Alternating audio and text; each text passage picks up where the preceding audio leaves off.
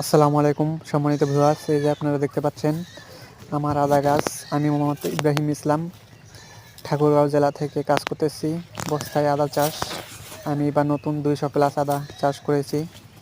এই যে আপনারা দেখতে পাচ্ছেন আমার গাছ মরা ধরেছে।